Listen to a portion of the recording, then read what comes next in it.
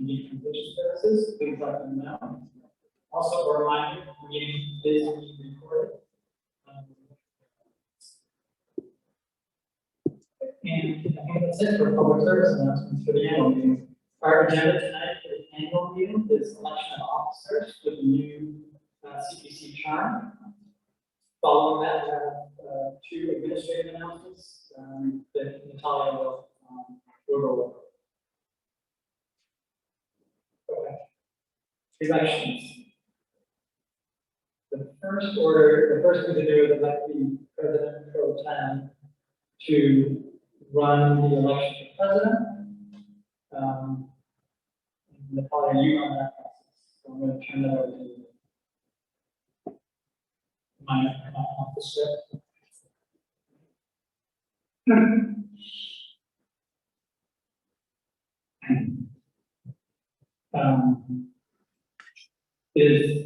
My name is Steve Stowe, and I'm convening the annual meeting for the purpose of electing officers. Article 2, Section 2 of the Council of Body Laws requires an officer to be elected by roll call vote at the annual meeting. To be elected, a candidate must have at least 6 votes. Officers remain in position until their successors have been elected. The first order of business is to elect a chair pro tem to chair the election meeting until the president has been elected.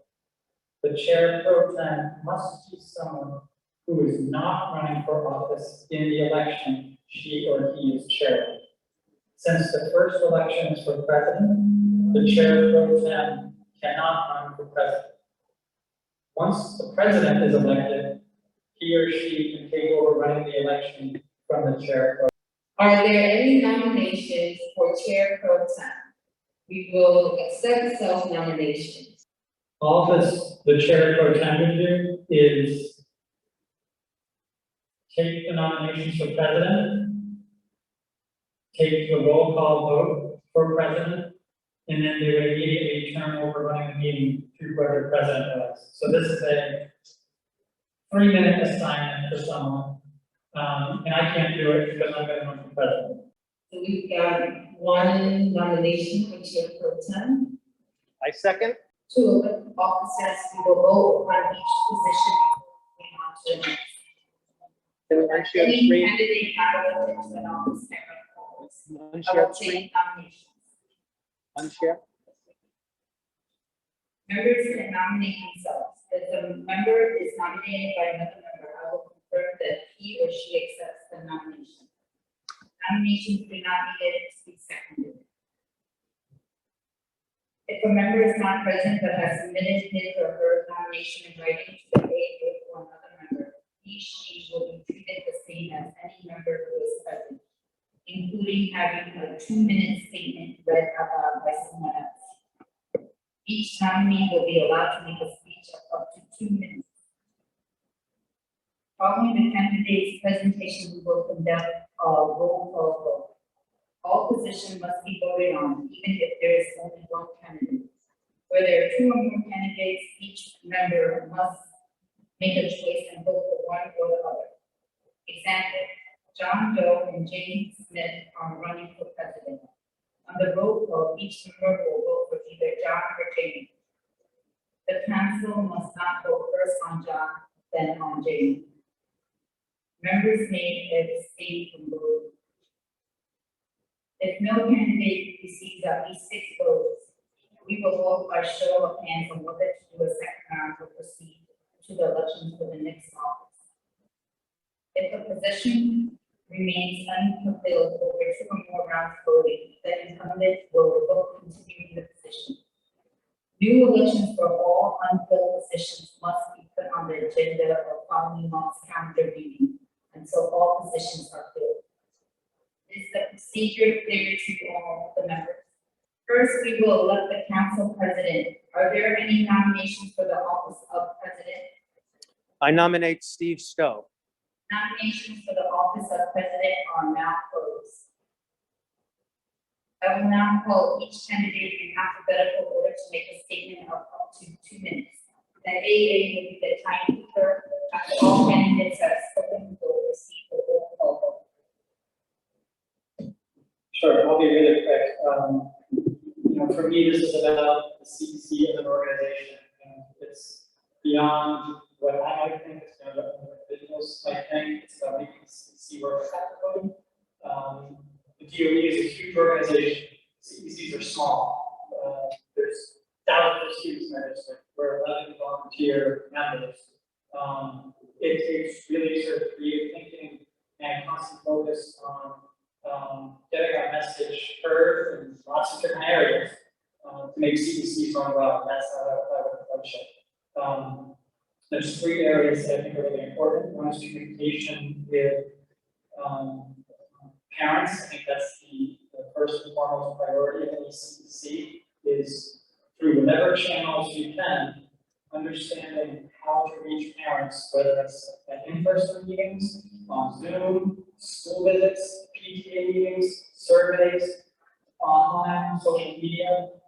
If we don't know our parents' voices, then we're not doing our job. The second key responsibility of any CEC, I believe, is navigating the landscape of New York City education. That involves DOE, that involves other New York City agencies, elected officials, that involves media, that involves other education councils.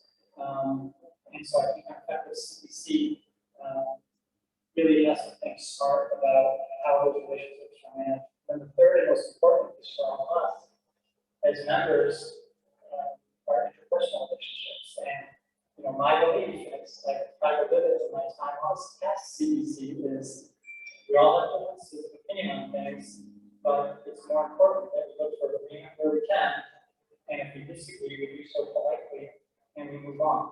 And that's really kind of my philosophy. So, here be an honor to serve as president, and I ask for your vote. Congratulations, Steve Stowe, who have been elected to serve as council president for 2021 to So I will take the roll call vote. So Steve Stowe,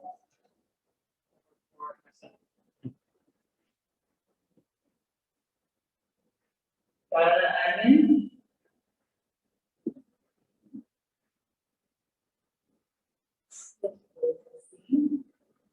Jackie Russo is not present. Elizabeth Chen,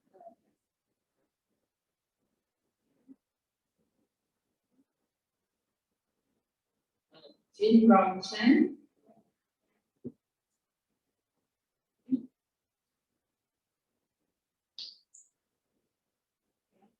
Li Ping Yang,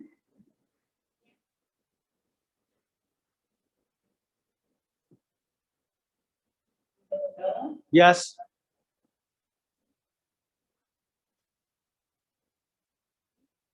Maya Rosenblatt is not present and myself will not be able to vote.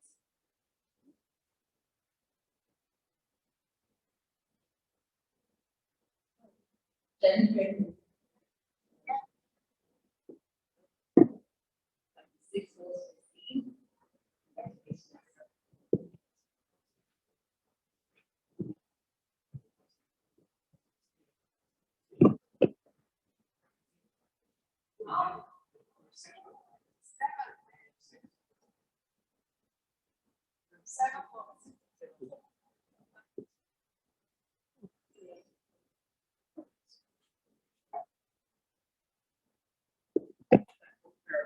Nancy Pricer is 7 votes.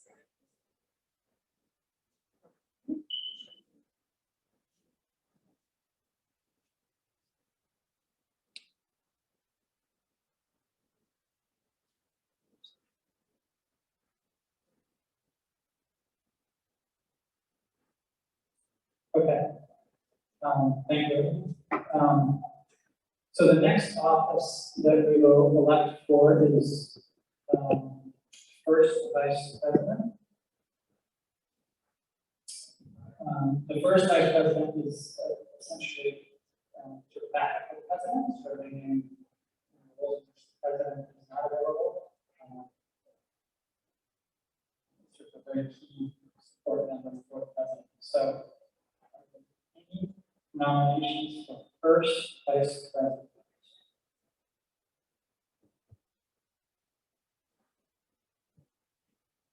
Anyone like to be first? Jennifer is nominated herself for first vice president. Any other nominations? Okay. Would you like to make a short statement? Get ready. Up to you.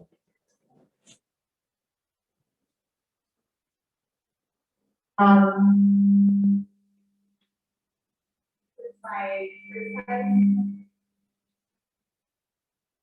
Is there another mic on? this kind of works. Very excited. Like you get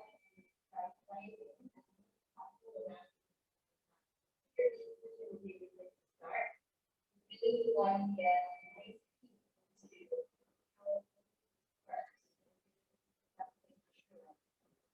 like to create help parents have a good voice and like my experience with my parents. A lot of them felt like they weren't and they were communication. And it's hard to get that. I thought this PA would be a issue. But confident a little bit. Thanks, Jennifer.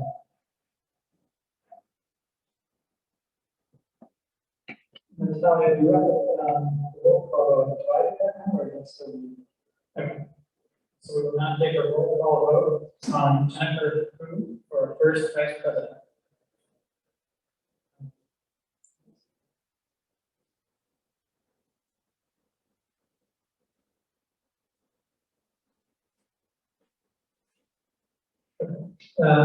Steve Stowe, I vote yes.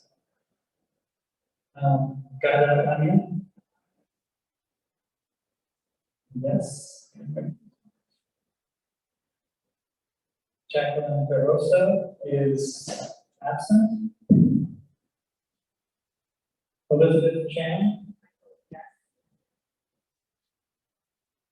Jim Long Chen?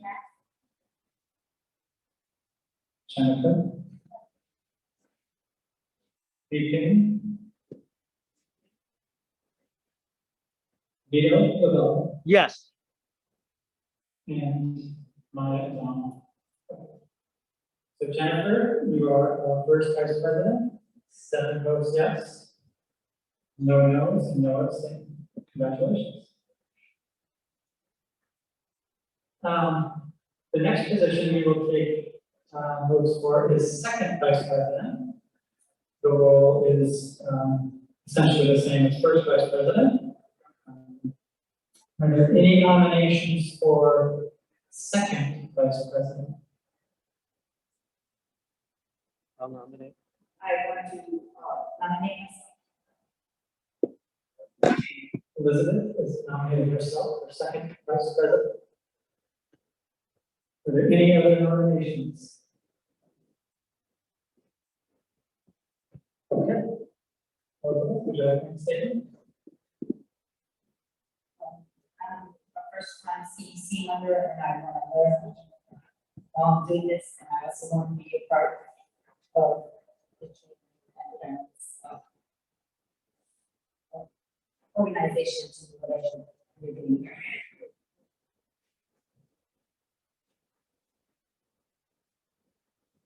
Thanks, Elizabeth. Okay, I will now conduct a roll call vote for Elizabeth.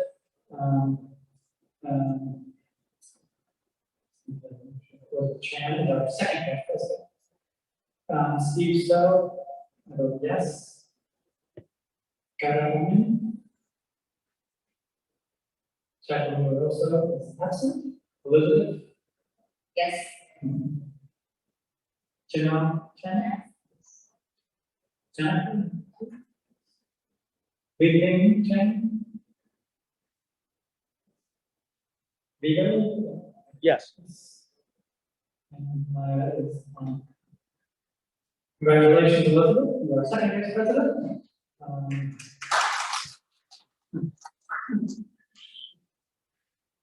The next position is, that we will vote on.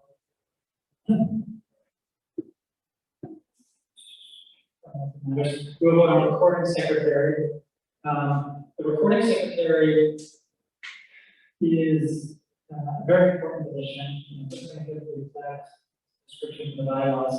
The recording secretary shall supervise the taking and keeping of attendance, assist Natalia with the meeting minutes, track the voting record of each member on all resolutions.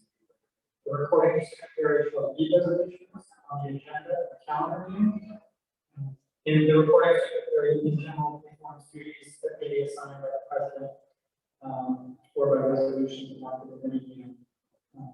And if the president and both vice presidents are absent, the recording secretary is in charge. So, are there any nominations for recording secretary?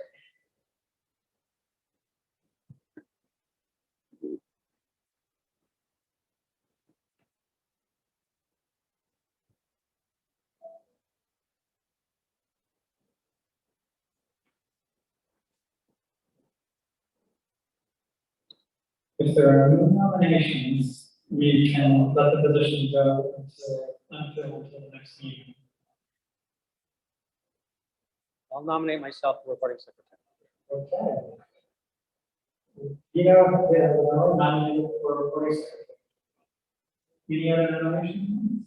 So I just want to thank Steve and everyone tonight, and as a corporate secretary, I do my best to continue the outreach and accessibility for the district from CEC, work behind the camera or get the Zoom going.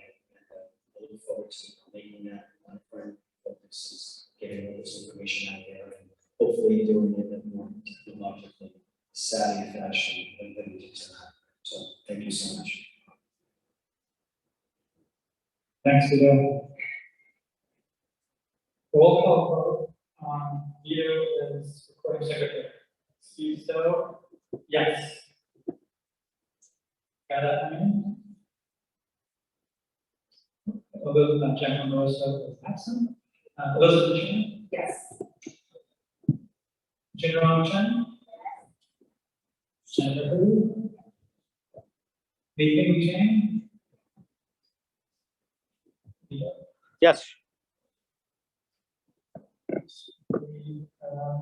Congratulate Vito on being our recording secretary. Thank you. Last but definitely not least, this is a really important position that I really do want someone in the position who wants to sort of help out to very, very bad as the treasurer. And this is someone who just like the job description sounds, manage, but help Natalia with some of the financial transactions that go on with the CEC budget. And so, are there any nominations for treasurer of the CEC? I'll say it's not terribly complicated financial stuff, but it is important. And just working with the DOE and with all of our budget categories to make sure that things are spent in the right amounts.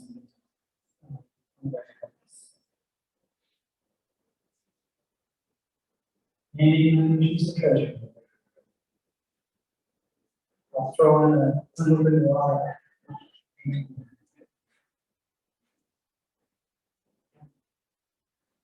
Treasurer at the next meeting.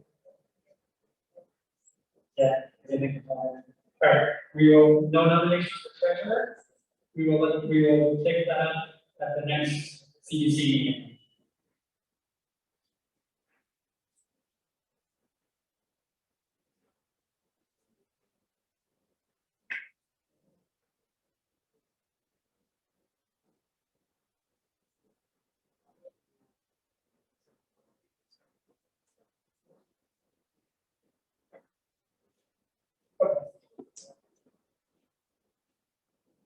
So it is now 7. Okay, so motion to adjourn the annual meeting.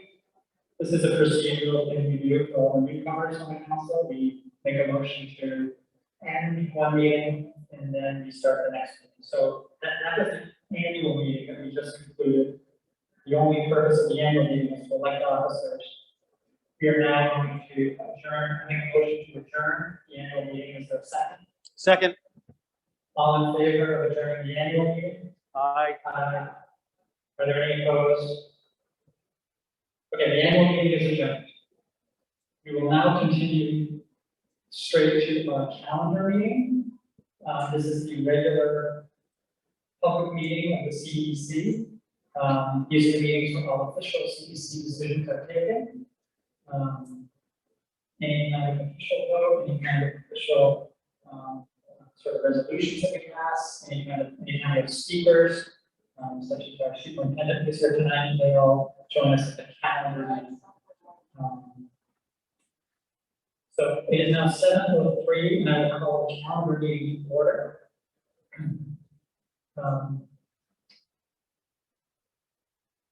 Then we have our recording secretary take a roll call of attendance. Okay. Natalia, would you like to switch?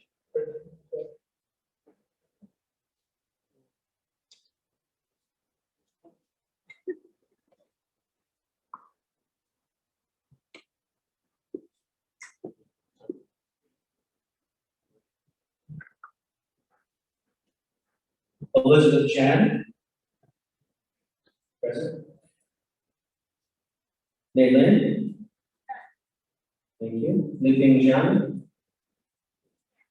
Jennifer Yu. Farah Amin. Theo Lavelle, present. Steve.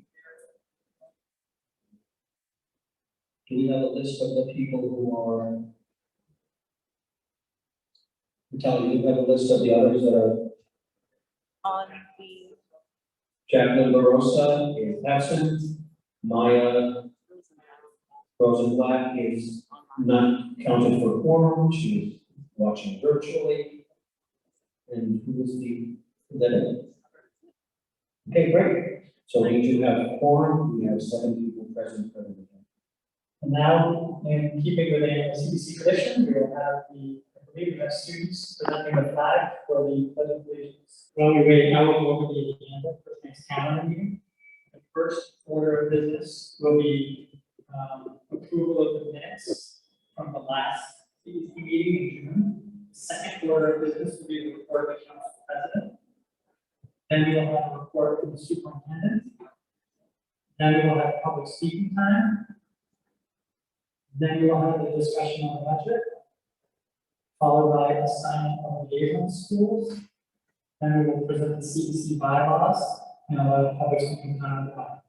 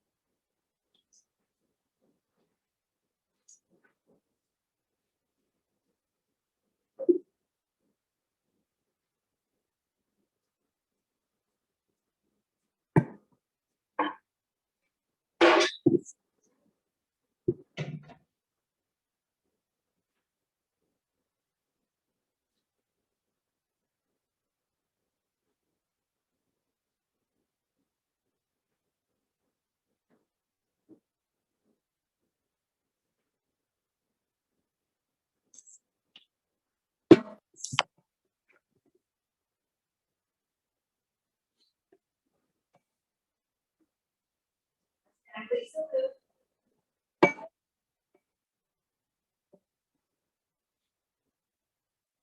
Stand the flag. Pledge allegiance to the flag of the United States of America, and to the republic for which it stands, one nation, under God, with indivisible, with liberty and justice for all.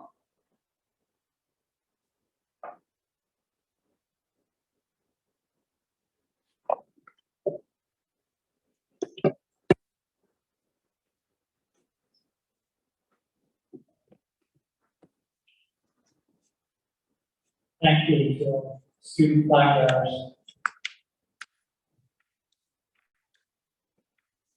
The approval of the minutes for the new members on the council. Typically, what we do is we will share the minutes on the screen. It's a chance for members to review what is going into the record from the last meeting. None of you were at the last meeting except for Vito now, so this is sort of a practice run. But it's again, like I said, this is going to be these are going to be minutes that are going to be put in the public record. There's just a chance to make any corrections that you might want to make. So what we're looking at here is some minutes from the last business meeting. The business meeting is typically a working meeting. Would anyone like to make any changes to the minutes from last June? In that case, the minutes are approved. Would anyone like to make any changes to the minutes from June? The minutes are approved. Steve, are you going first for the presentation? Are you sharing your screen? So it'll be on the Zoom as well as this?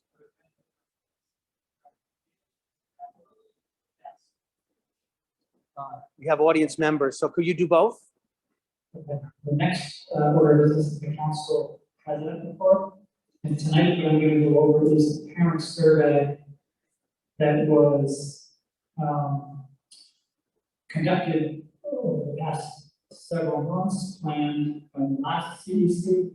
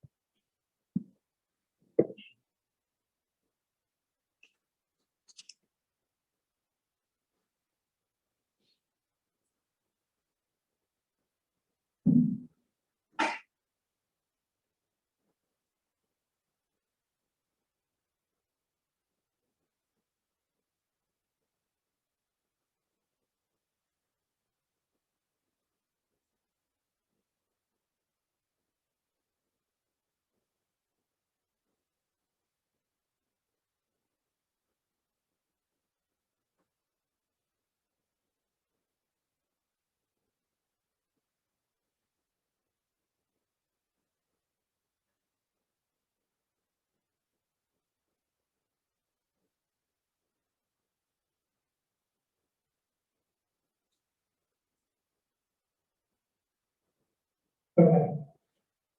So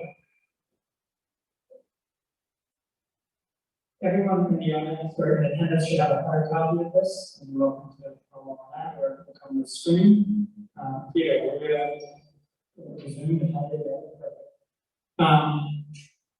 this was an attempt on our part to we run a survey the previous summer of 2020, and this was an attempt to do another one and sort of make incremental improvements. And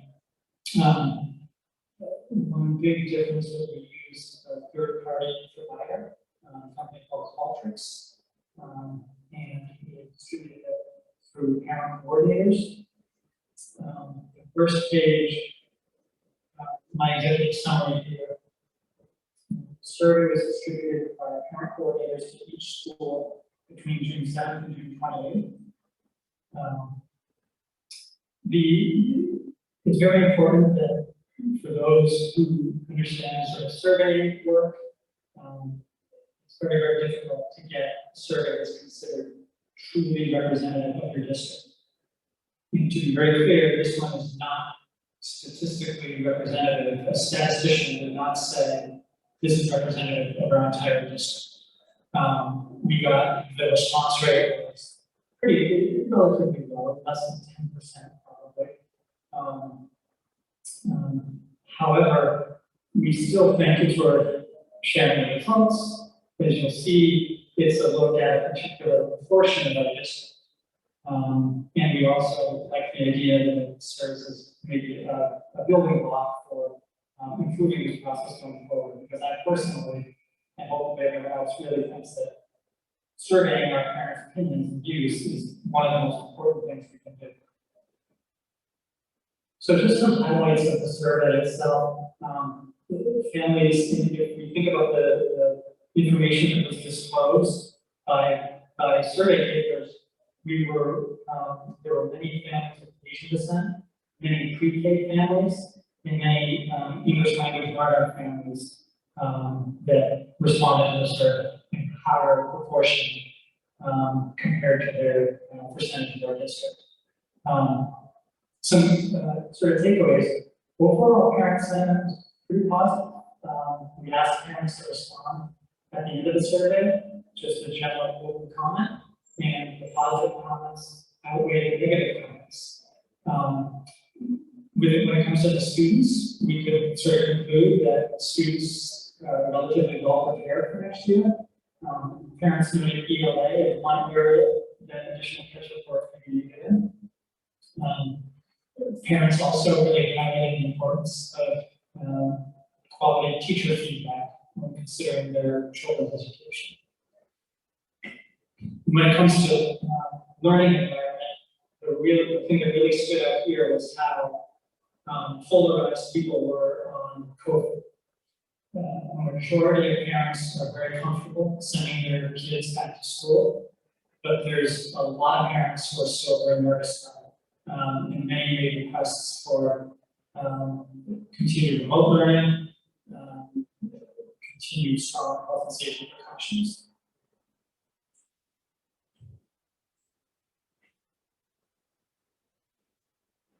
These next few slides will give a profile of the people who took the survey, and then we'll get into the questions themselves. So we got responses from just over 2,000 parents, and it represented about 3,000 students. Like I said before, this is a low turnout. When you look at our total enrollment, 35,000 K through 8 and 4,000 3K, pre-K kids. These are you can see the distribution by school was really skewed. Some schools did a great job, and other schools are nowhere to be found. So one takeaway from this for me is that the schools where we didn't get high response rates back could be schools that we sort of focus on for follow-up outreach, and then the schools we got higher response rates at, we have a little bit more confidence that with that data is telling us we can pull out the data for those schools, and we have a little bit more confidence about some of what the data is telling us in some of those schools where we have a higher response rate, and we can sort of address issues unique to those particular schools. The 12 schools that had the highest response rates generally are sort of in the center of D20, Bensonhurst, Borough Park.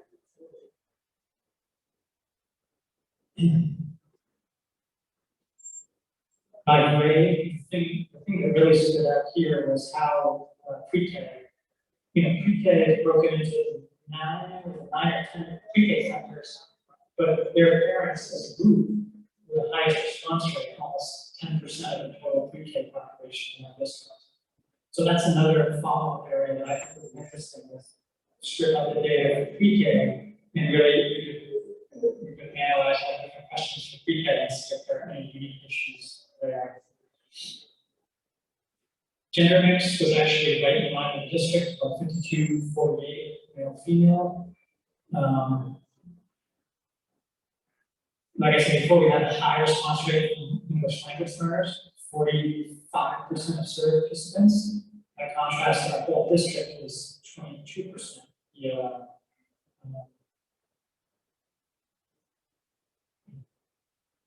As I mentioned before, demographics, about 70% of the survey respondents were Asian ethnicity.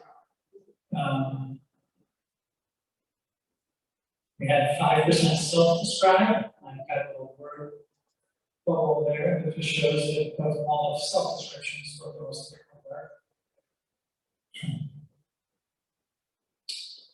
The survey was available in 7 languages. About roughly half and half English versus people taking it in simplified Chinese. So here's the questions themselves. And this first question is just sort of general. How does your child feel about school now compared to before the pandemic? I was really surprised at this. We got the majority of parents saying either much more positively or a little more positively. Not much on the negative side, which surprised me a bit. However, as I mentioned before, there's a large percentage of parents that are still uncomfortable with sending kids back into schools. This question basically asks if things are the same today, if things are the same in the fall as they are today, how comfortable are you?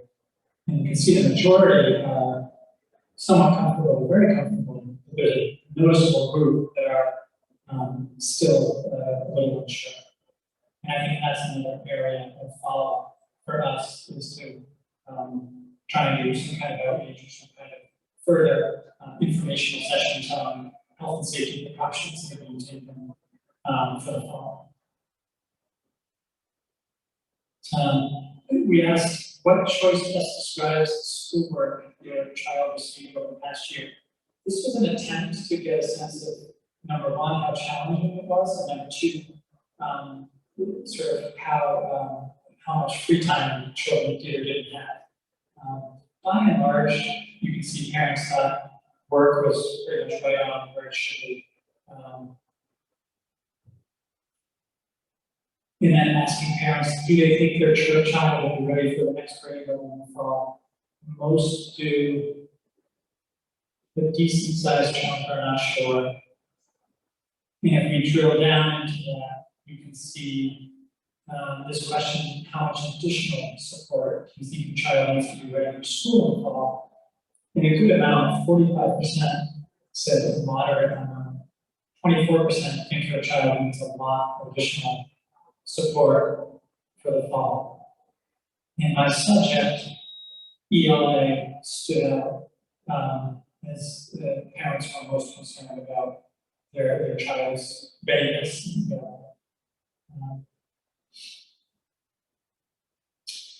We asked a number of different we asked a question about sort of different ways of evaluating student performance. And the one that really stood out here was teacher feedback, asking parents how important are each of these to you. And you can see teacher feedback got the most parents saying it's extremely important or very important, followed by class grades.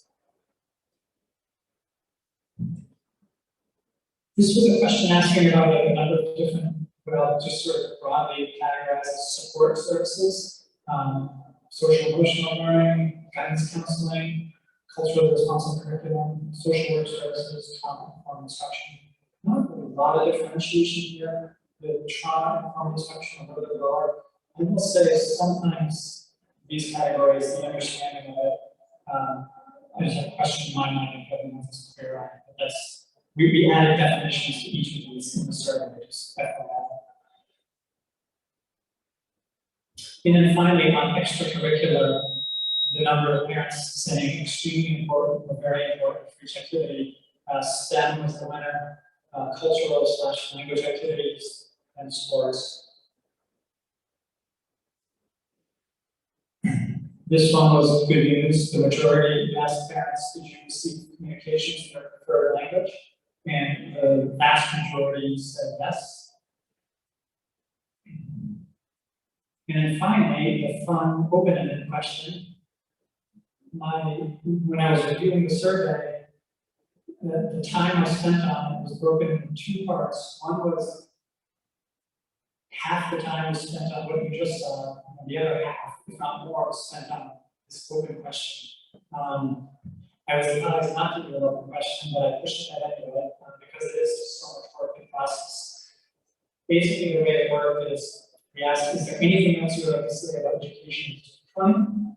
And then with Qualtrics, you can go through and tag different answers and into any categories you want. And the categories chosen were positive comments, negative comments, and then requests, either environmental requests, academic requests, or communication requests. And there's a lot more information beyond what I've got here.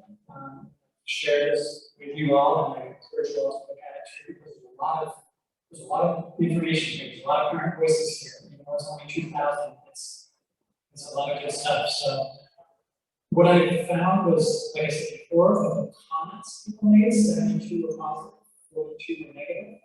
And then of the requests, 116 related to environmental factors, 84 related to academic factors, and 30 related to communication. The positive comments have just got a selection here, just sort of a representative selection.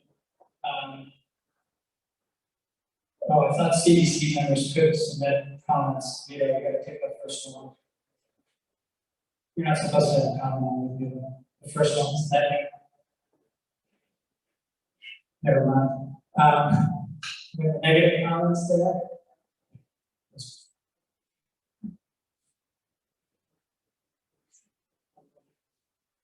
And within the environment, learning environment requests, by far the most common request was COVID, health and safety.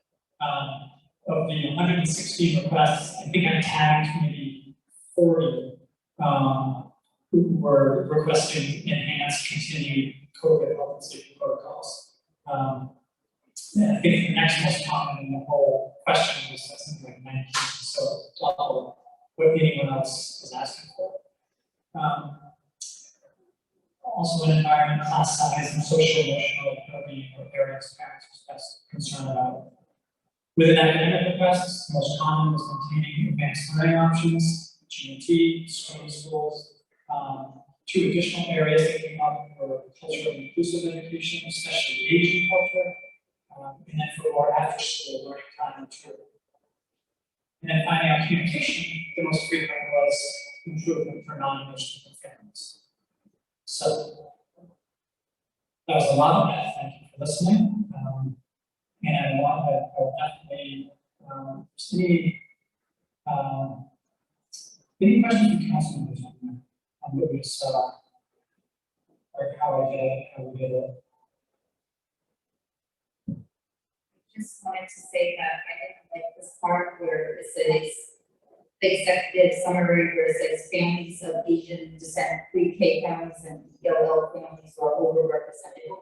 Because we want families of every ethnicity to be represented. I don't know why they put this in. I feel I'm not being sensitive or something, but I feel it makes it feel negative for Asian families. Like, I didn't know why they had that. Yeah, no, it was a statistical reference. It meant that the number of. Yeah, I know, but I didn't know why they had to put that in. I just felt like, maybe I'm being sensitive, but it's making it sound negative, that we're overrepresented. But we should want our parents to be involved, our families to be involved. I'm just saying that part. Okay. But,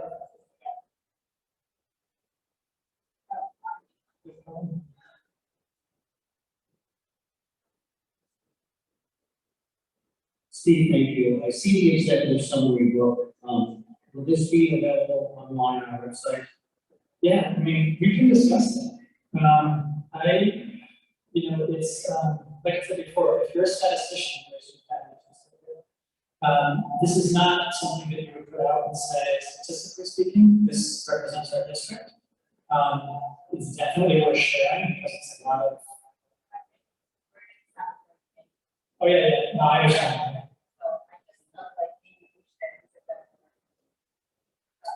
Well, we can change it for the fine. Again, to the point, if this goes live, so to speak, on the website, we can still modify it. So Steve,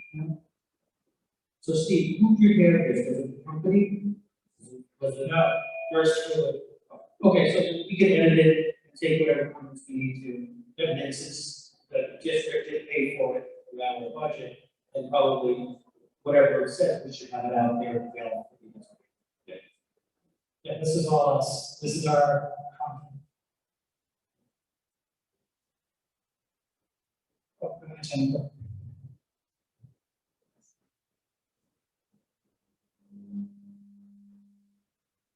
so I remember that.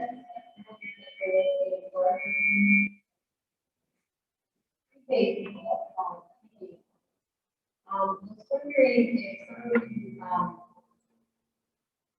academic Actually,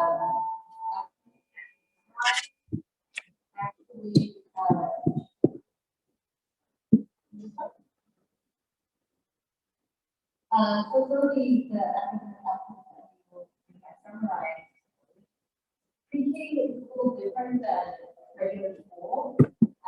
Their curriculum, if you're talking about whether or not they're prepared, I just feel like I'm not sure if we factor out the mistake if we're bringing that.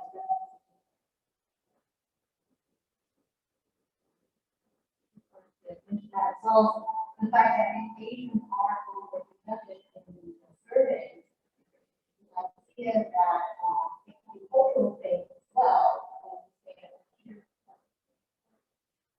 I'm not saying that necessarily other people also is you know that a lot of people do that or well they just definitely do that a lot. So that means why.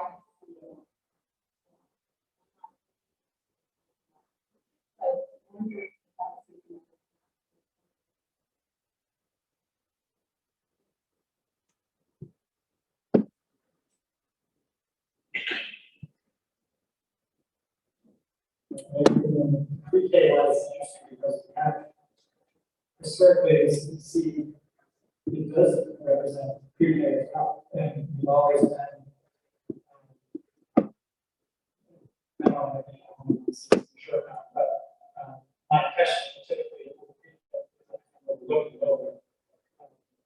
So, you know, welcome more work on that.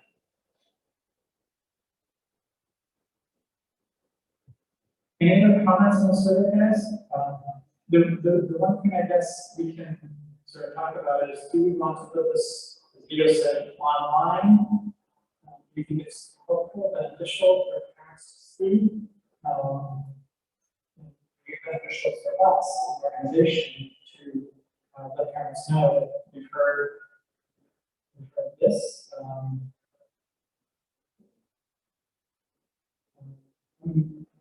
I'm a little torn on that personally. But if anyone has a strong opinion on it, I'm going to find it put it up on the website. So if anyone has a strong opinion about it not putting on the website. Steve, I think we can take comments from the CEC members who are here, requested edits. Yeah. And then once the requested edits are made, then perhaps we can put it on the website after. Yeah. Okay. That works for me. And there's some reporters who have asked about this too, by the way. Because it is kind of unusual to do, for CEC to do surveys like this. It's, everyone here has gotten surveys over the past year, so there's a lot of, for school reporters, sort of focus on what parents are thinking. And so I've gotten at least more organization on this. Okay, so we'll make the edits, work through it, and then take it from there. Thanks, everyone. The next order of business is the superintendent. And we're pleased to be joined as always by Superintendent David Bell. Dave?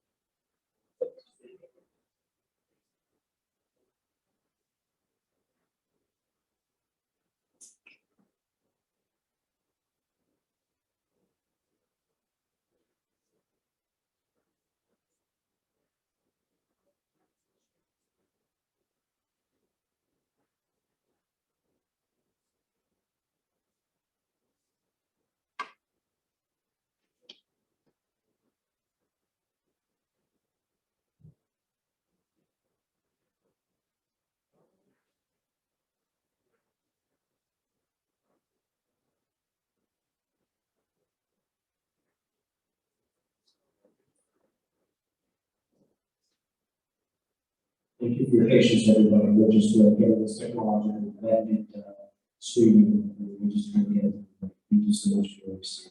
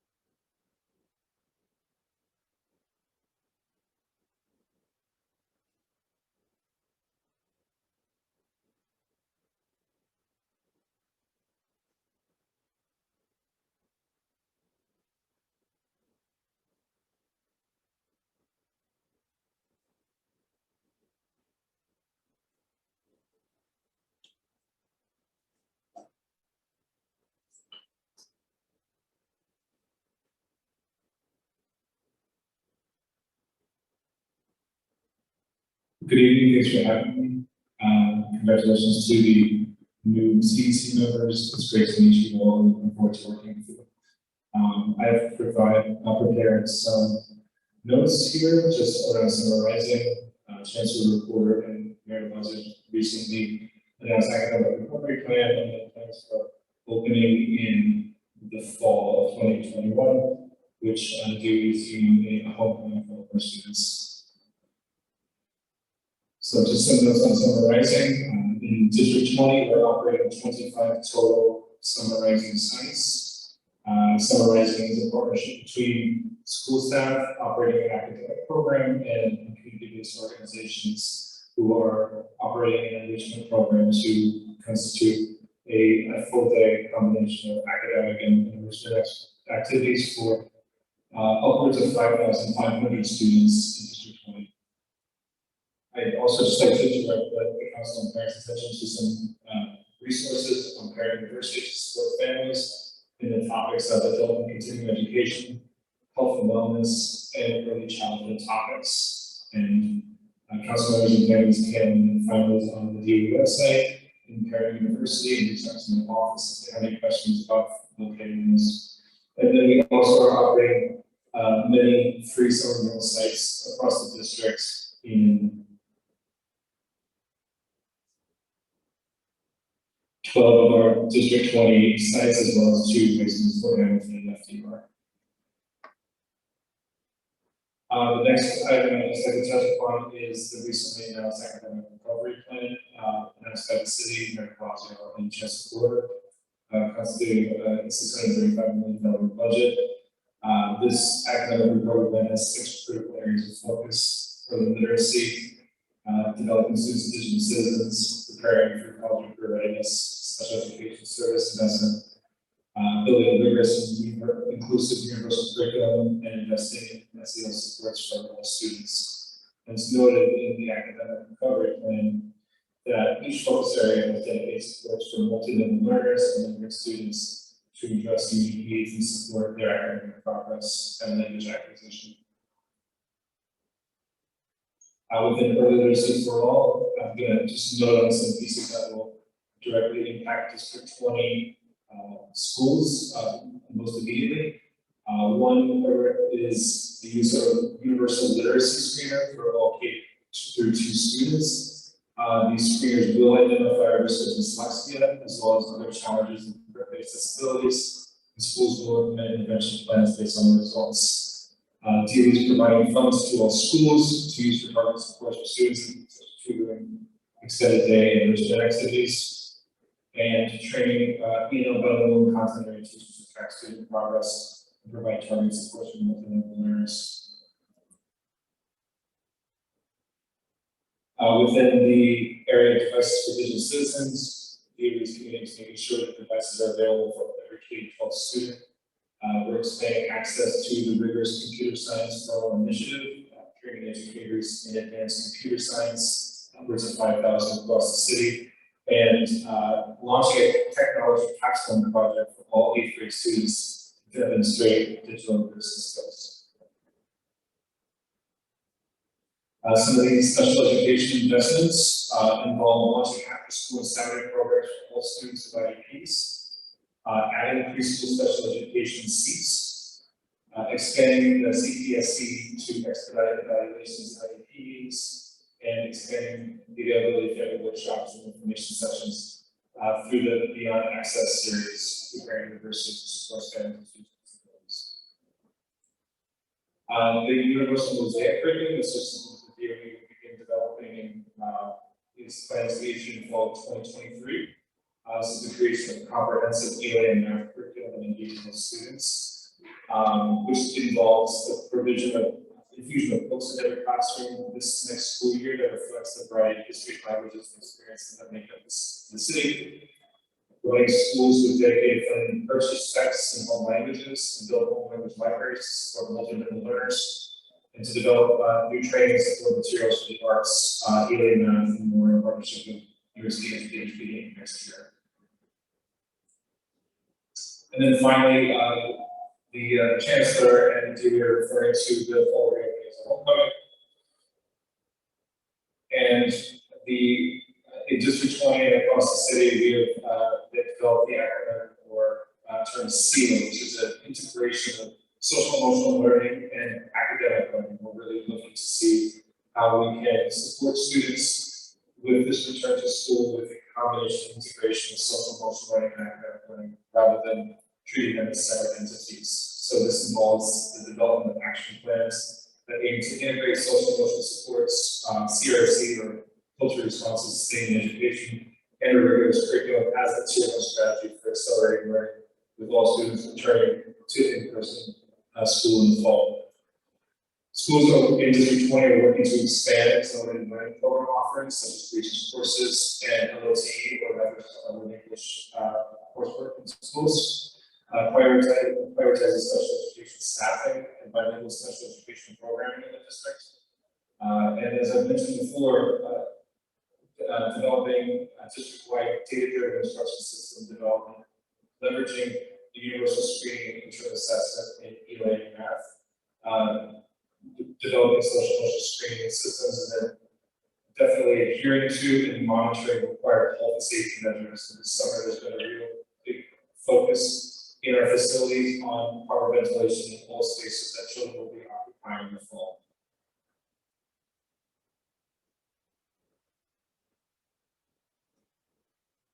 So that's going to conclude the superintendent's report.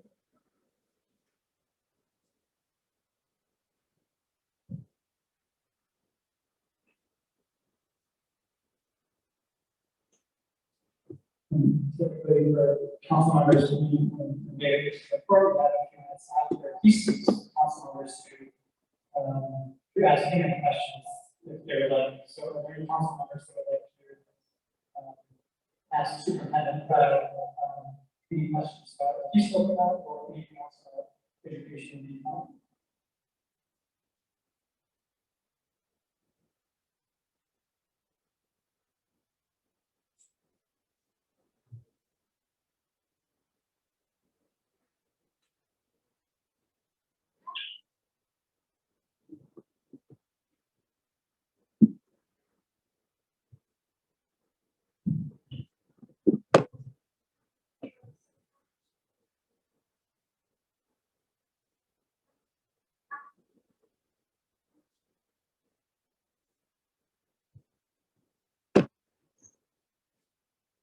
关于上述的 bus 问题，现在很多家长都就是非常的没有头绪，关于这个最是最对，现在。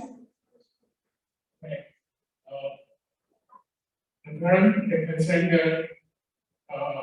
the summer school pick up the kid for transportation. So now the kid for the summer school, they opt for the bus or transportation between the home and the school or different. Because some schools, some family, the original school, they were sent to the different school. However, information is over that.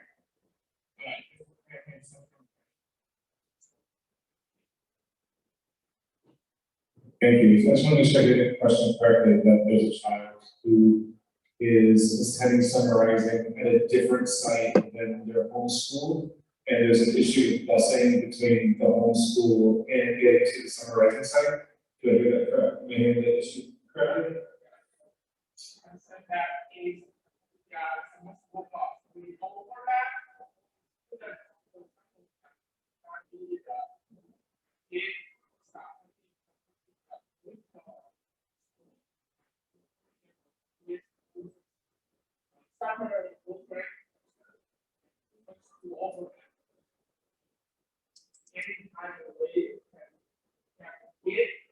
Yeah, definitely. So if we haven't had success, I always want parents to first reach out to their principal or the parent coordinator to be able to resolve any issues, including transportation during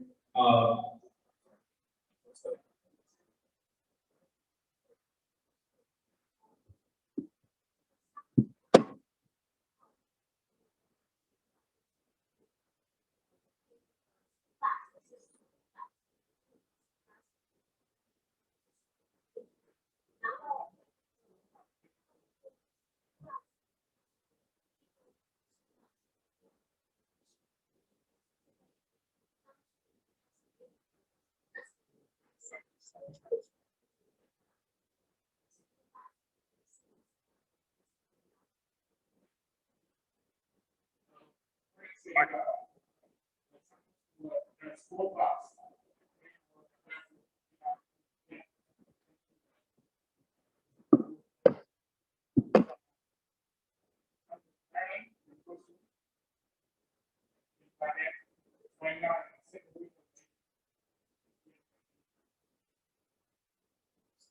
So what I'm gonna ask you to do, and also to direct families to do in this situation with summarizing, again, is to first reach out to your principal and to ask if the principal can help resolve the problem. If they cannot resolve the problem for whatever reason, then I'm gonna ask you and all of the families to reach out to my office, to the family leadership coordinator, Bill Chen, and to the family support coordinator, Sylvia Jasinski, those right over here in the audience.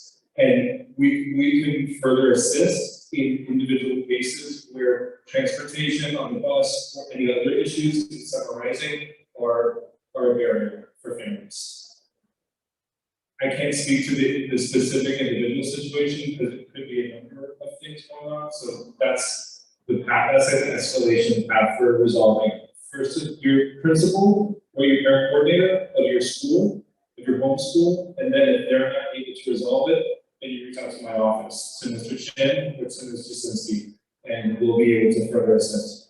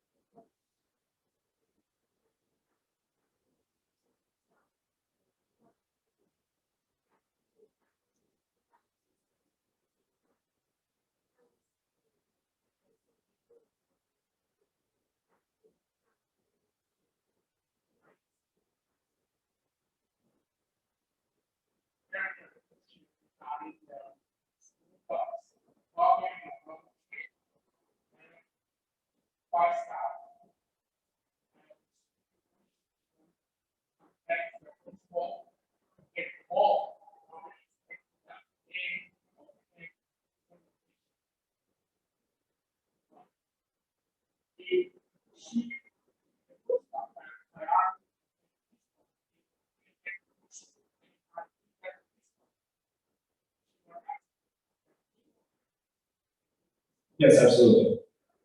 I mean, in any case, the parent, you or any other parent can reach out directly to my office, that's fine. And we'll work to help you resolve the issue with the bus, if it's possible. I just always ask, the first step is to reach out to the principal or the parent coordinator. And if then they're not able to assist, definitely reach out to my office and we will assist in any way we can to help resolve it. Whatever it is, it could be, I'm hearing that there's a lot of stops and a lot of children on the bus, which is, I would want to get more information about the specifics so that we would be able to resolve it. Which we can definitely do after the meeting.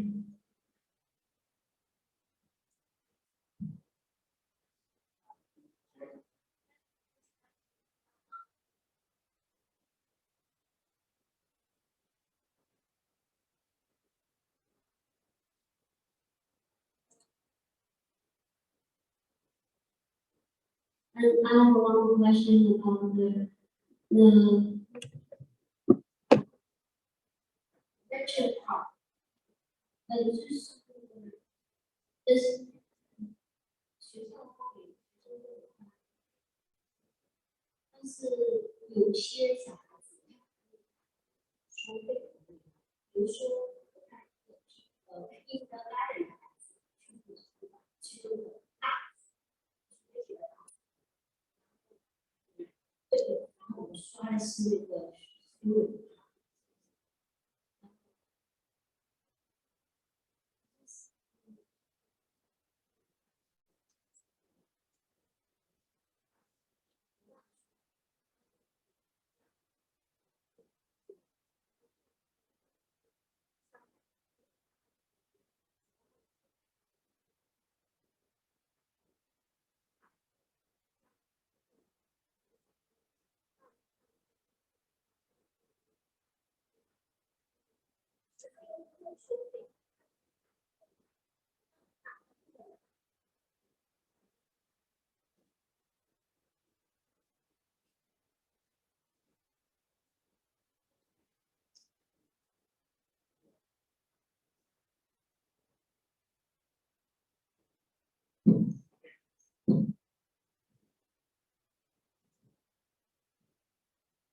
okay, and she said that she has the school for the MBA part. But some of the MBA is only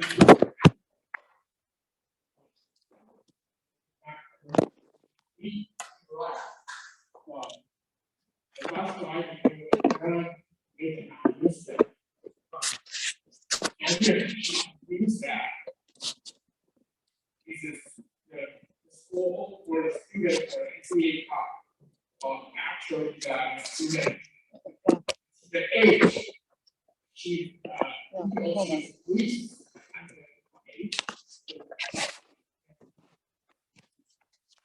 It's only for, individual or how the student might.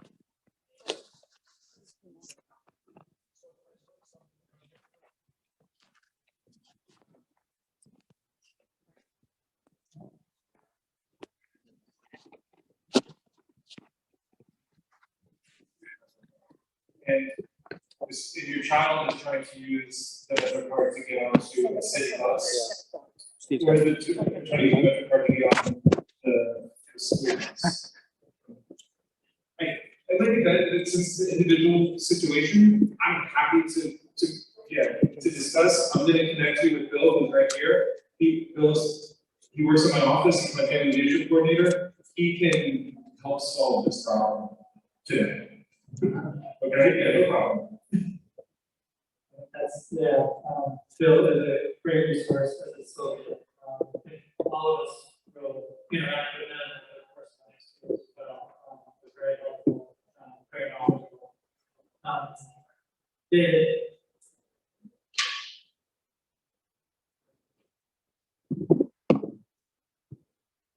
What's your phone number?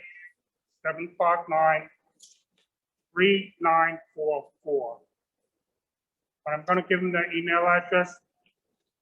WCHIN1 at schools.nyc.gov. WCHIN1 at schools.nyc.gov.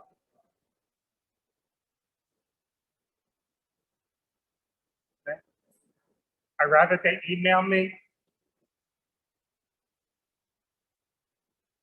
because I'm not in the office 100%. I have to be 50%. 718-759-3944.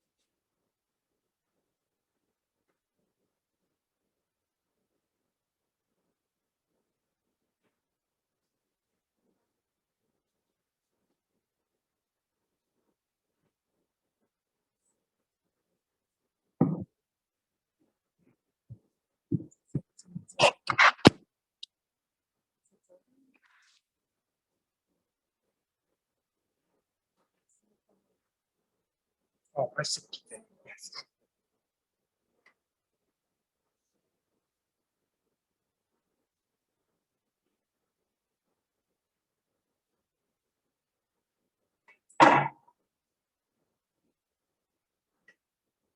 Yeah.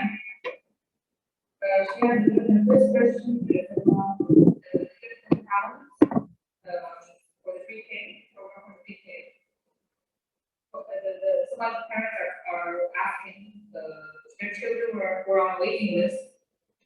And then the results came out, and they feel it's unfair, that their children are children, and they want to know who should they complain to. Okay?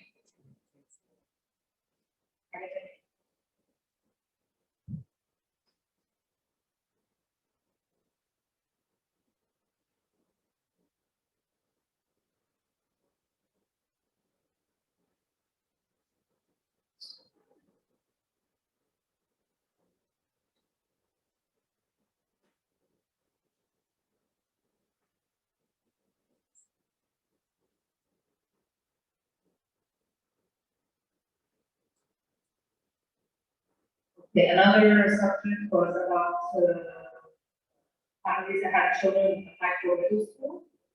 And they got the offer, I guess, for the schools, but they don't feel it's fair. And they want to also ask who complained about this.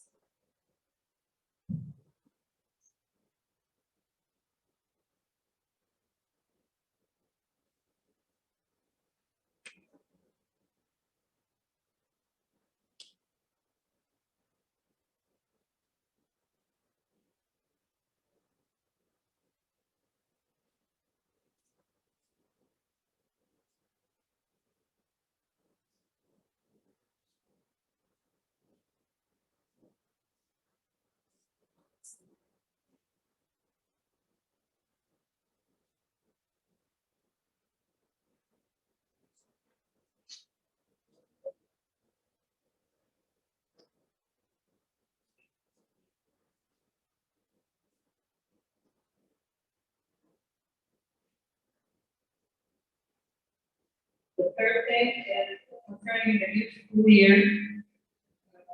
She wants to know if the parents can choose if the children will be on site or not. And also regarding the curriculum, gap, the year and a half because of COVID, a lot of the children, like there's a gap in the course of their learning. They're supposed to know how this is going to be made up. A lot of what's lost during this year.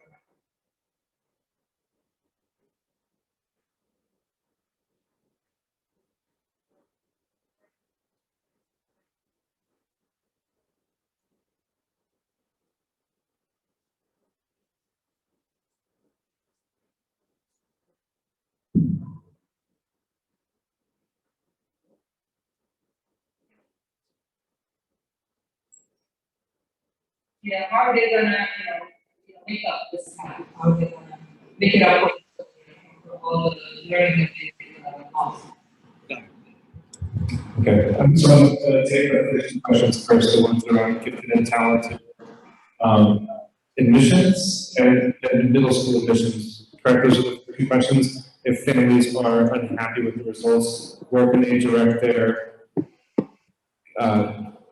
complaints or questions to?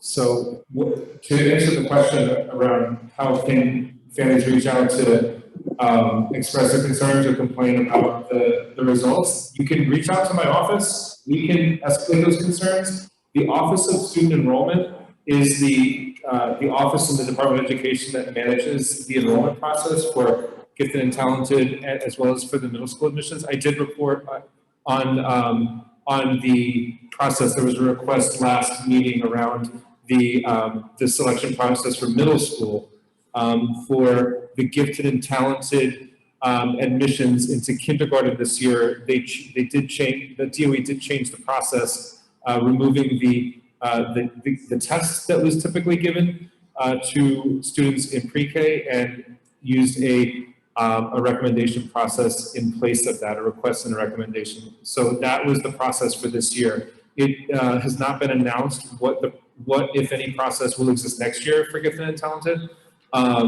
So in the meantime, if there's any families who have reason to feel that their admission to the school that they got into was unfair or otherwise inappropriately applied, you can direct those concerns to my office, and I can raise them up to the Office of Enrollment for you.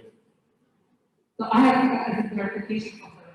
So there was a recommendation for the children that you chose. It wasn't like she said like by law. So there was a recommendation. It wasn't just by chance. I mean, they just chose anybody without any specific reason. No, parents put in requests for their child to be considered for gifted and talented. That was the first step. So any family had the opportunity to request for their child to be considered for gifted and talented, and then teachers went through a screening process and made the determination of whether they were going to be recommended for the. Sorry.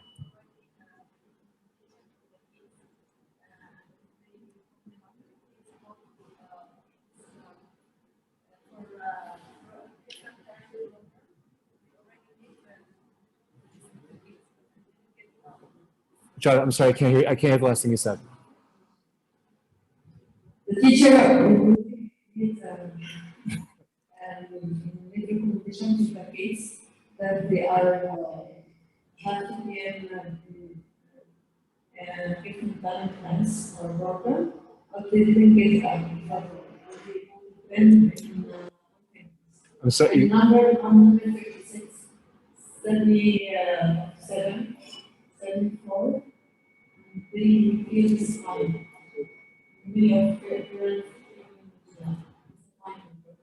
Okay, I'm sorry, I'm missing.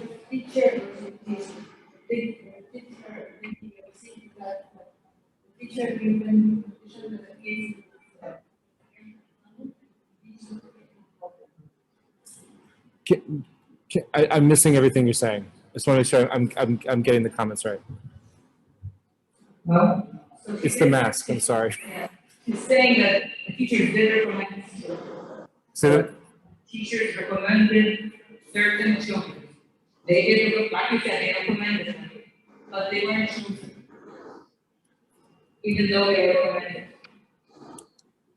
okay, so if I'm hearing correctly, teachers did make the recommendation after parents made the request, and then children still didn't get in. Yeah. So again, I can escalate the concern. There could be a variety of things. Number one, the availability of seats. So, but again, the Office of Enrollment made the offers for children into the program. So what I can definitely do is take any individual family's information who was, under the impression that they were recommended for gifted and talented, and then escalate those concerns up to the Office of Enrollment and get a response.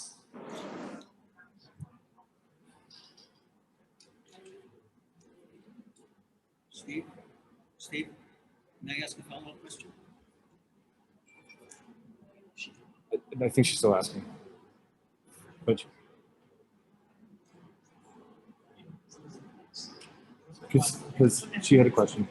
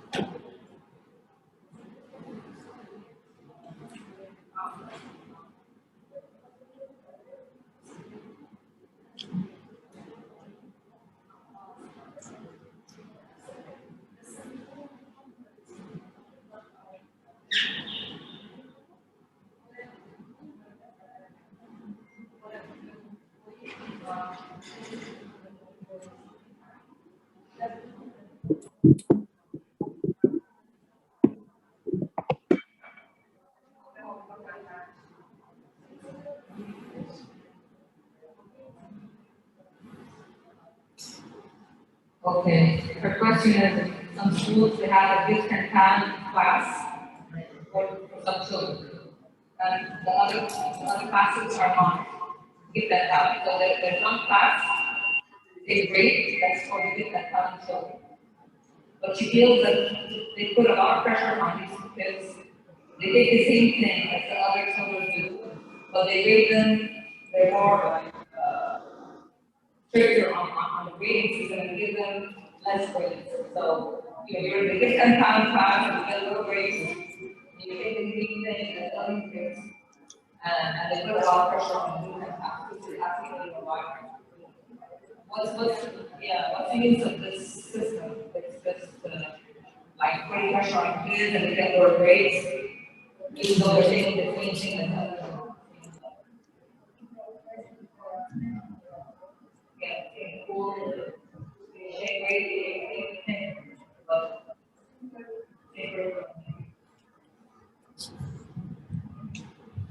So I just want to make, if there are general concerns that are coming from a group of families regarding this, that's something that I would respond with as the superintendent. Like, my responsibility in going into a school and looking at teaching and learning in schools is to make sure that there's high expectations and a welcoming environment, a rigorous curriculum that's culturally relevant for the students. Like, those are the things that I demand for my teaching, for my schools, and that goes for the gifted and talented class. That goes for the general education class, special education class. So I have high expectations for all of the teachers, for all the children in the schools. In regards to an individual situation, if this is maybe your situation or a friend of yours who's expressing these concerns, similar to the bus situation, I'm happy to discuss the concern outside of the meeting, specific to an individual's case with my staff, or in order to make sure that I understand the individual case clearly so that I can support the parent, whether it's you or somebody else, and the school in resolving whatever the disconnect is. I think that's the most appropriate way to go about it if it's an individual case. So just to follow up on the question of G&T, I've been dealing with G&T on a personal level since 2008. There are two types of G&T programs. One is the citywide program. We have Brooklyn School of Inquiry. That curriculum is slightly different than the regular curriculum. The district G&T programs, that we have 8 schools, I believe, in District 20 that are G&T, that's the same curriculum, but it's just at a faster pace. And so to answer your question then, the reason that parents want that is that they feel that their children maybe inward if they're in a class with a broad spectrum with, not to say that a wider spectrum of children as far as their academic ability at the present time. So that's the reason. It's usually more enrichment, it's more writing, and it's something that these kids in the GED programs, but they can do easily or more easily than maybe in a class with a heterogeneous environment that you have kids that may not be able to keep up as well, and so that they're frustrated. And the term we're looking for is productive struggle. We want every child to have to work to get the achievement without becoming overwhelmed. So that's the purpose. That's a shout out to the previous CEC president and the overall for teaching mathematics. As far as the GMT and how it related this year, I do have a question. There were 11,000 requests to have their child tested. Of that amount, I'm talking citywide, 10,400 children were accepted into the lottery system.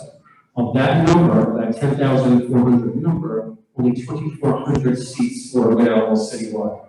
Mr. President, do you know how many seats we had in District 20 and how many children applied?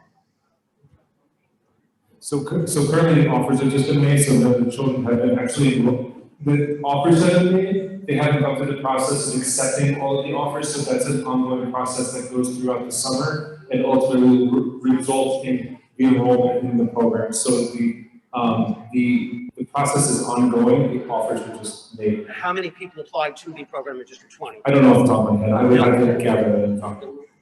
Bill, do you know? No, we gotta ask them. we can get the information from them.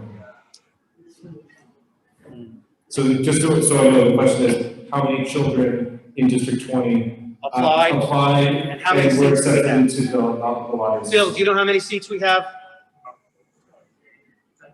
We have 8 schools, so 8 times 25, is Some that? schools have more than one class, that's big. So you may say about 10, you may say probably about 10, 11 classes of 25 students. So it's about 275 students. And we don't know how many of our students applied for those 275 seats. I have the information, I don't have it right with me. Thank you, sir. Thank you. Sorry, I have it here. This past year, in-person student learning was max 10 students, but the summer writing classes has doubled the amount, 23 students. And they said it was supposed to be fun and engage the students. I think with double the amount, they're not being engaged, and with the long hours, the kids think it's punishment, because you're going from 8 to 6 for elementary. And some of the kids, like my children, actually think it's punishment. And I thought we were gonna have more activities for the summer rising. And it's the second week and it's still chaos. So I'm wondering, is there gonna be more money put towards the summer rising programs? We're definitely working with all the sites around summarizing. It's a new model that we're expanding very quickly, and we're responding to the increased demand that's happening literally on a daily basis. So last week we were in the 3,000 range in terms of student enrollment. We're already at this week to 5,500. What we are trying to do is work with the schools and the CEOs to be able to work to scale it up. So where there's a need for resources, including money, we are making the request to Central to be able to provide that in order to meet the staffing need and the resource need and the space need. It is something that is an ongoing and daily piece.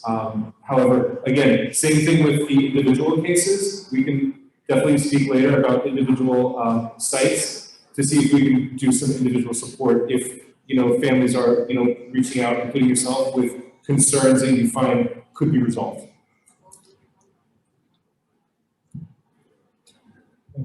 Thanks, everyone. Thanks, David, as always, for joining us and providing really valuable insight. The next portion of our meeting is going to be public speaking.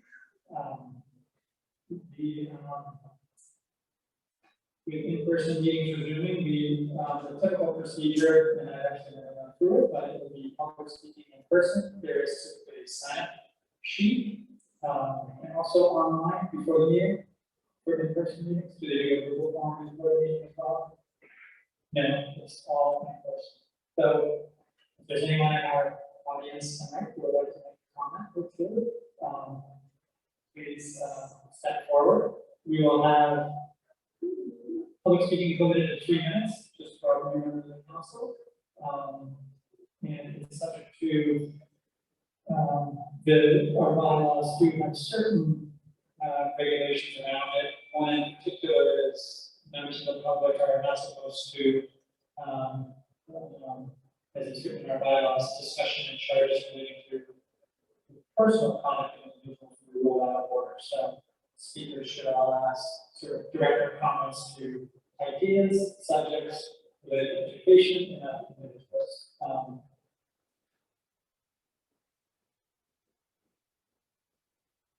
The end of the public speaking time. I'll fire off one more since we have an extra minute here. David, I just wanted to ask you, the I-ready assessment you got the last, May, will we be getting more information on that? Because that really gets to the heart of what I was talking about, which is where actually it's academically. I know we can share some data very briefly in meetings last CEC. I, for one, would love to see a lot more of it, parent what we learned from our survey, what we're hearing from other parents. Should we expect more from that? Yes, absolutely. I will prepare for the August meeting, a more detailed summary for the new council from the data that we got from ELA and the second and eighth grade. We will be continuing the I-ready assessment district-wide this year, ELA and grades 3 to 8. So that is something that we will continue children 3 times a year. But in August, I will provide a more detailed report with the district-wide results from already ELA math in grades, the pilot which we did in grades 2. You said 3 times a year? Yes, we'll be screening a total of 3 times a year in grades 3 to 8. We'll be screening all the children, K-8 across the entire year. We'll use a different assessment for K-2, specific for early literacy, including dyslexia, print concepts, and other pieces, and using higher for 3 to 8 in ELA math. Great, thank you. Okay.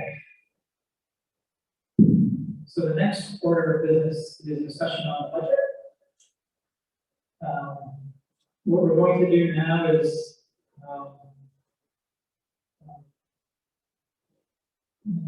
we have our budget, official budget yet from Anne Marie, or is this just a general discussion of the budget? Yeah. That's what I thought. Is it worth should we skip for that?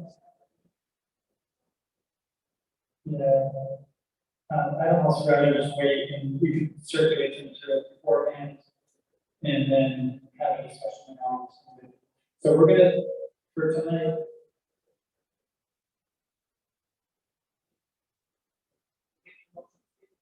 I'm not making a motion. I'm just gonna recommend that, well, I guess I will, that we postpone the discussion on the budget. The discussion on the budget is just to go over, and then our real business is to set the budget for the year. But first, we need to send us our proposed budget. We don't have it yet. So I don't think we should spend time tonight talking hypothetically about something we don't know the numbers. So I make a motion that we postpone discussion on the budget. All in favor? Aye. Thank you. And then I will make a motion. I guess we need to add that to the agenda, right? So I'll make a motion to add a discussion of upcoming meeting dates. We have to look ahead at our schedule and try to have a couple of changes to like the post. On favor of adding the discussion on the meeting dates to the agenda. I'll make a motion to add that. Second, all in favor? Aye. Natalia, would you like to walk through the meeting dates?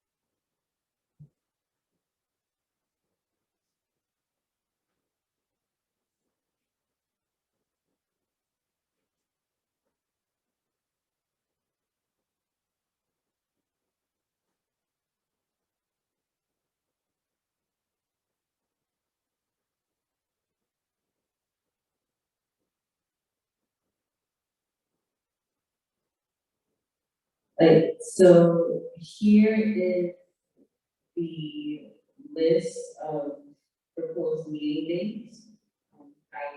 I'm sharing it on my screen. So it'll be starting next month, August 11th, September 8th, October 13th, November 10th, December 8th, January 12th, February 9th, March 9th, April 6th, May 11th, and June 8th. Looking at the DOE's school calendar, November 10th and March 9th are parent-teacher conference. So we should postpone those meetings to either the following week or another day in the month.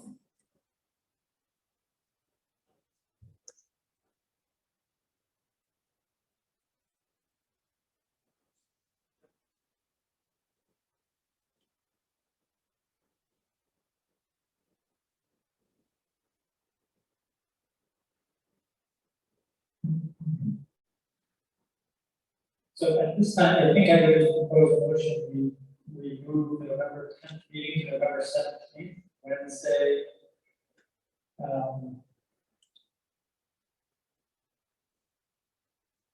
Wednesday, November 17th. Is there any reason why that wouldn't work?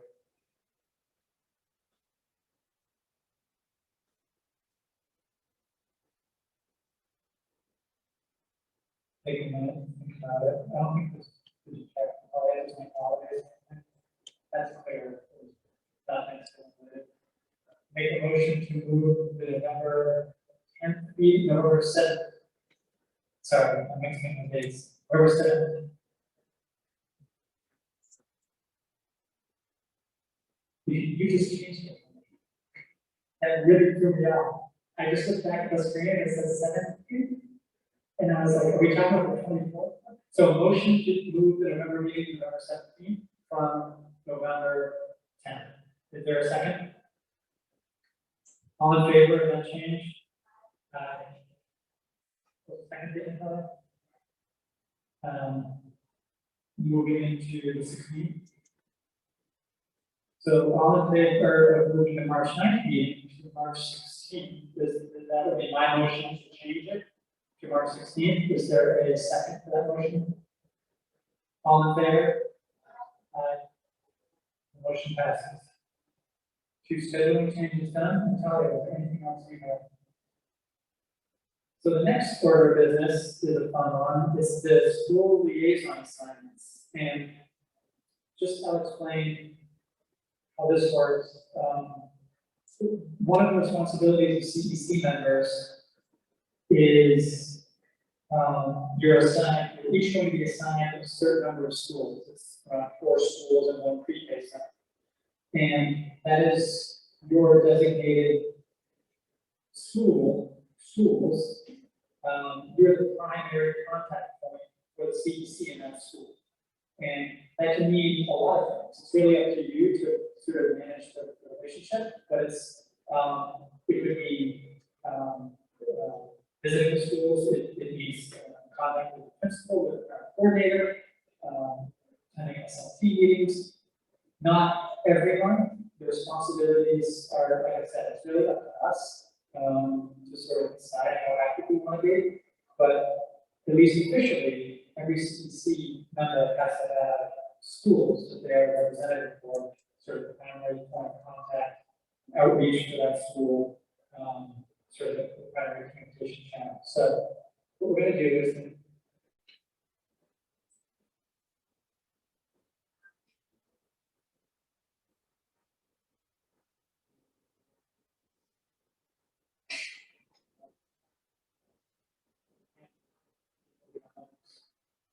Natalia raised a very good point, because we don't have for our president appointees. There's 2 people who we can't just talk, or people who are here. So I guess I don't want to make a motion to sign on, and then a motion to postpone the liaison assignments until we know the final 2 members of our council. Hopefully next month. So all in favor? Aye. Last but not least, this is just the discussion on CEC bylaws. And what we're doing tonight is the required of new CEC is to just introduce the bylaws as they exist in their current form for ultimate approval at the August meeting. And the procedure with any action the CEC takes on the bylaws is that typically it has a 30-day period to be made public. So that's what we're doing tonight. We're saying, here are the bylaws. We will now have a 30-day period before the CEC officially approves them at the next meeting. There's no amendments, there's no changes associated with tonight's introduction of bylaws. This is purely sort of a formality, if you will, and partly just to make sure that everyone is on the record as having accepted the bylaws which the government is going to do.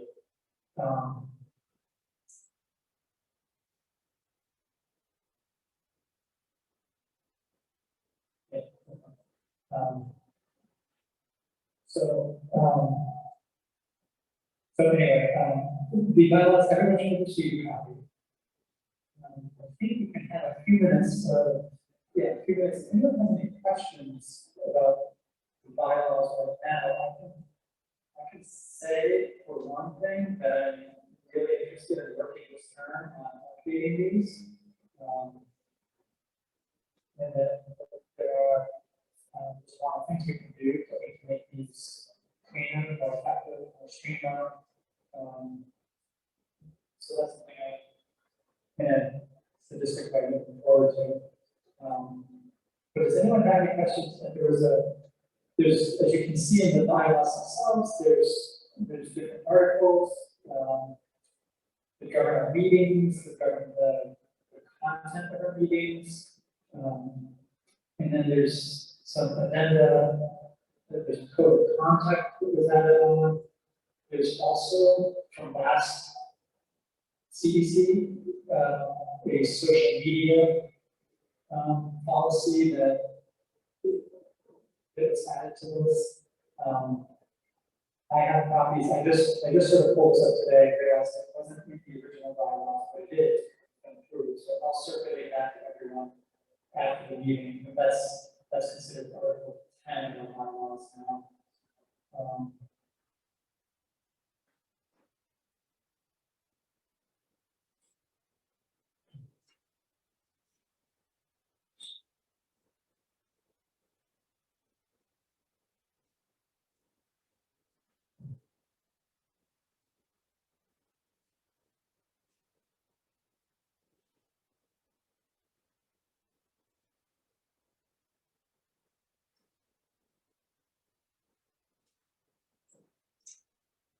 No comments on the bylaws at this point?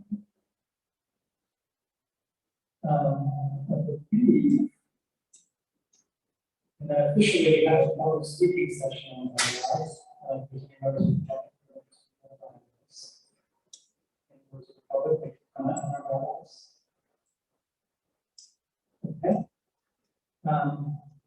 These are introduced. There's no need for a motion. That comes next time. So with that,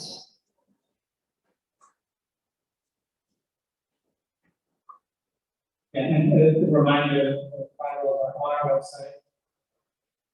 For everyone to do.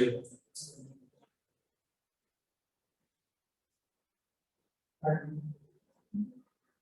think with that, I'll just sort of wrap up. I think the only thing for now is the next meeting for the August 11th.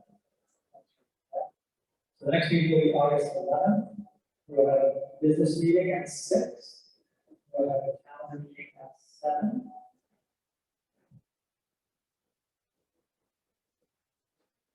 And hopefully we'll have this hybrid in-person remote thing at the time. Well, thanks to everyone who attended. Thanks everyone who's helped us with this tonight. Thanks. I will make a motion to adjourn the July 2025 meeting. Is there a second? All in favor? Aye. Meeting is adjourned. Good night, everyone.